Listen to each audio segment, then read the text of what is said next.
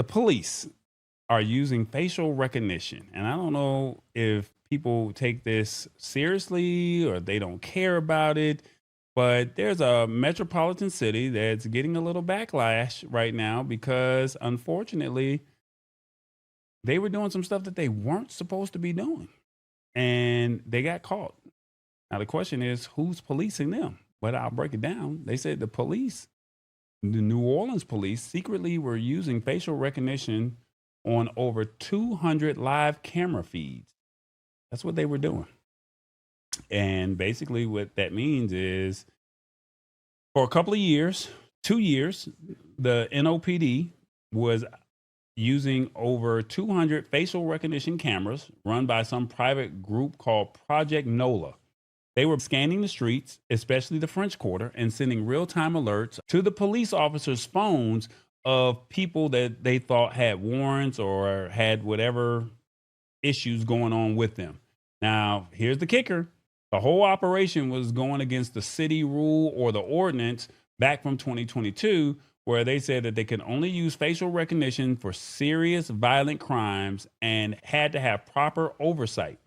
They also weren't telling anybody about it in the arrest report. So basically, they were literally getting this tip from this private organization that was using that had access to all these camera feeds, and they told the police officers, "This is where they're at. They're at the corner of this and this. They'll stop you, run your ID, and you would get arrested." They said they weren't supposed to be doing all of that. And the ACLU was basically saying, no, no, no, this is not good. And this is a real problem for folks' privacy and due process, especially since this tech isn't always accurate and can have some racial bias. So in April of this year, the NOPD chief, Ann Kirkpatrick, she pressed pause on the whole real time alert system to make sure that they're actually following the law. This whole mess just goes to show how tricky it is for cities to use fancy tech for policing without stepping all over people's rights. It's a real lesson for other cities if they want to do something similar to this. Now, I think that this is kind of messed up, but they're saying that they were protecting our privacy. As we get a little bit more seasoned, we understand the value of our personal space and privacy. And it shows how quickly our movements and identities can be tracked without us even knowing, which can be a real headache. They're keeping the system honest. It's unchecked power, and that can lead to problems. And the police department needs to be more transparent when it comes to this, and they need to be held accountable. Let's not forget that. And safeguarding our rights and due process. For those of us who remember a time before everything was digitally logged, they said that being identified, the idea of being identified in a real time by a camera without probable cause is a serious concern. And basically, you're setting precedent for future generations. So as we get older, we're often thinking about the world that you're leaving to your kids, saying, hey, you're going to be monitored. Is that what you really want? And if we don't push back against unregulated surveillance now, it could become the norm. And if you don't know anything about that, look at what China is doing in their respective country. Very interesting times right now. And the question that I have for you is, do you think the police should use facial recognition? One, this is a great way for them to use it. Two, this is wrong. Who polices the police? Three, I see no wrong. It helps track criminals faster. Four, I have nothing to hide, so I'm not worried. Or five, someone should sue the police department for this. Revis, your thoughts on this? My thing is, if you have to have a search warrant to do certain things, why wouldn't you have to have a search warrant to do that? I think we need to have someone police the police. I think that is wrong, but I understand. And if I remember right, didn't in the last week or so, didn't 12 inmates escape down there in New Orleans?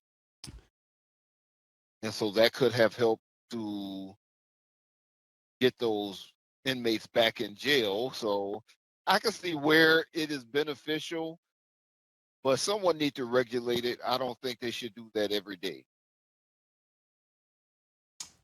I don't know. I need more on this articles and stuff. However, it can be helpful when people that should be caught properly is caught. Used correctly is good. So the way this was actually used, and I'm going to address the situation of what you're talking about with the people that just broke out of the New Orleans Parish Jail, right? The way this was being used, you were in the French Quarter, and they have all these camera feeds in downtown New Orleans. So you could be over at the casino, you could be on Canal Street, you could be in the French Quarter, you could be on Bourbon. So they would scan your face and they would, I guess, cross reference it with anybody that had warrants. And they said, oh, we got one. Ding, Nia, Shirley, Lisa Maria, they have a warrant for their arrest. There's a police officer on this corner. This is the person, and it matches them. That's how they were using it. And when they arrested them, they never used it and said, we use these cameras, because they knew that there was a law that was in place that you could not do it unless it was for a violent crime. But they were just doing it to get people off the streets completely, or to get people arrested to, hey, address this warrant or address this situation. What Reeves is talking about is last week, Thursday or Friday of last week, there was a situation where 10 men broke out of the New Orleans Parish Jail. They were successfully able to do it. They had an 8-hour head start. Some of them went home. One guy was found sleeping on a park bench. He ended up, somebody reported it and got the $10,000 reward. Somebody went live. Somebody was found just walking the streets using the cameras. I'm not sure if they didn't say that's how they got caught, but they said through surveillance, they were able to track these people. And only 1 or 2 people are left. And then there's actually, on some of the social blogs, if you do your own research, there's actually a quote unquote bet of who is going to actually make it or survive the longest. And people are like putting their money on this person based off of the mug shots. It's funny, but it's serious, because some of these people, one guy was so nervous about his situation, saying he violated him, committed a crime against him, and he thought he was going to have to leave Louisiana because he didn't know if he was going to come back and attack him or his family. And when he found out that that person had broke free, he became scared for his life. He ended up getting caught, but we don't know how he got caught. So did they use those cameras? It's 200 cameras that are in downtown Louisiana, or downtown New Orleans. I'm sorry. Downtown New Orleans is where those cameras are. So were they downtown? Were they in a suburb? Were they in a different city? We don't know where they were caught at. We just know that somebody went live, somebody went home, somebody was caught sleeping on at a bus stop bench with the jail tag still around his wrist. He didn't even have enough decency to break the bracelet off of his wrist. So, I mean, I don't know if this is good, if this is bad, but the original purposes of this article, you are just randomly walking down the street and you have a warrant out for your arrest, and you're at this corner, the police stop you. The way you guys said, this is wrong. Who polices the police? And I agree with him. Who polices the police?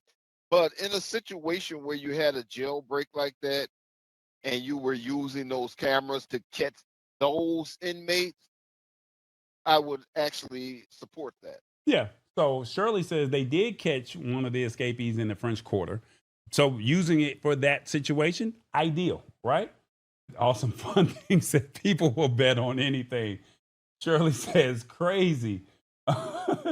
Oh man, this is, like I said, this is what's happening. Now, I just found a story here in Atlanta that this city, Atlanta, has the most cameras in any other city in the United States. And they literally link them to one hub, and they can literally track you from one block to another block, or within a couple of blocks, if that makes sense. So it's not to say that they're not doing it, but they were using facial recognition with the New Orleans Police Department. That's the part that is a little iffy, because now you're dealing with racial biases. And this is where the technology is. And it's like, hey, we already have you in our system because you were arrested. We can match you on the street. You got to match. So like Shirley said, this is an ideal situation for somebody who committed a violent crime. But for you to just be a normal citizen and just say you forgot to go to court, let's just say you had a warrant out for your arrest, for whatever the reason it may be, you may not have even known it, and all of a sudden you're getting stopped by the police. And then you don't even put it in the police report that you use the system. That's where it kind of gets a little, a gray area there. The dude caught was stupid to go into the French Quarter to be incognito. Well, maybe he needed a daiquiri one last time. I mean, who knows? Because he's not getting out no time soon. You never know. It's the Lab Tech Show. Join us Wednesdays at 8 p.m. Eastern at thelabtechshow.com. Embrace it or get left behind. Alrighty then.